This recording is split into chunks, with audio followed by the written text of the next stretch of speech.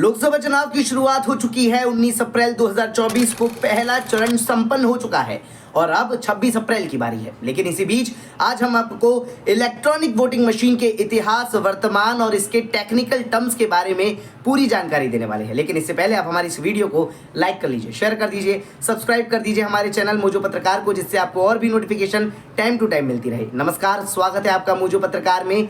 मैं हूं आपके साथ उद्देश्य मंगल। आपको बता दें कि देश में 19 अप्रैल से आम चुनाव की शुरुआत हो चुकी है। चुनाव में इलेक्ट्रॉनिक वोटिंग मशीन का बहुत ही महत्वपूर्ण रोल होता है। वैसे तो ईवीएम यानी इलेक्ट्रॉनिक वोटिंग मशीन हर बार राजनीति का शिकार होती रही है। सभी आरोपों के बाद भी ईवीएम देश को नई सरकार देने में मदद करती आई है। आज हम आपको ईवीएम के बारे में पूरी जानकारी देने वाले हैं। जानकारी के लिए बता दें कि इलेक्ट्रॉनिक वोटिंग मशीन का इस्तेमाल लोकसभा और विधानसभा चुनाव में शुरू हुआ था। ईवीएम ने भारत में बैलेट पेपर के इस्तेमाल को रिप्लेस यानी उसके स्थान पर इसका इस्तेमाल किया गया था। बता दें कि इलेक्ट्रॉनिक वोटिंग मशीन पर कई बार आरोप लगे हैं, लेकिन आज तक कोई इसे सिद्ध नहीं कर पाया। इन आरोपों के बाद इलेक्शन कमीशन ने voter verified paper audit trial यानी वीवीपैट सिस्टम को इंट्रोड्यूस किया। हालांकि ये सिस्टम अभी पूरी तरह से लागू नहीं है। साल 2014 में इसे पायलट प्रोजेक्ट के रूप में शुरू किया गया था। बता दें कि साल 1980 में एम.बी. हनीफा ने पहली वोटिंग मशीन को बनाया था। उस वक्त इसे electronically operated vote counting machine नाम दिया गया था। इसका ओरिजिनल डिजाइन आम लोगों को तमिलनाडु के 6 शहरों में हुए सरकारी एग्जीबिशन में दिखाया गया था। बता दें कि इलेक्ट्रॉनिक वोटिंग मशीन का पहली बार इस्तेमाल 1982 में केरल के उत्तर परबूर में हुए उपचुनाव में हुआ था।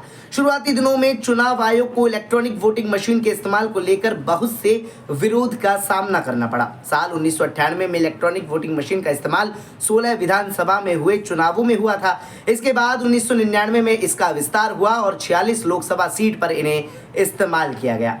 साल 2004 में लोकसभा चुनाव में इलेक्ट्रॉनिक वोटिंग मशीन का इस्तेमाल सभी सीट पर हुआ। बता दें कि ईवीएम में 2 यूनिट्स कंट्रोल और बैलेट होती है, यानी एक यूनिट जिस पर बटन दबाकर आप अपना वोट देते हैं, तो दूसरी यूनिट जिसमें आपके वोट को स्टोर किया जाता है।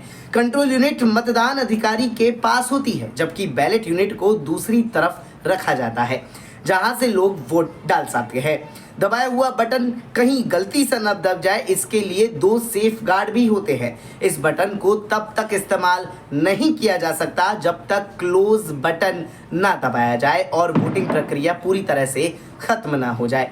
ये बटन छुपी हुई होती है और इसे सुरक्षा टर्म से सील रखा जाता है। इस सील को सिर्फ काउंटिंग सेंटर पर ही तोड़ा जा सकता है। बता दें कि इलेक्ट्रॉनिक वोटिंग मशीन को 2 कंपनियां मिलकर बनाती है। इसे election commission Bharat electronic limited Bengaluru, ministry of defence और electronical corporation of India limited Hyderabad के साथ मिलकर तैयार किया जाता है। तो ये है इलेक्ट्रॉनिक वोटिंग मशीन यानी ईवीएम का पूरा इतिहास, वर्तमान और इसके टेक्निकल टर्म्स। आपको ये जानकारी कैसी लगी? अपना जवाब हमारे कमेंट बॉक्स में जरूर दीजिएगा। बने रहिए मोजो पत्रकार के साथ। नमस्कार।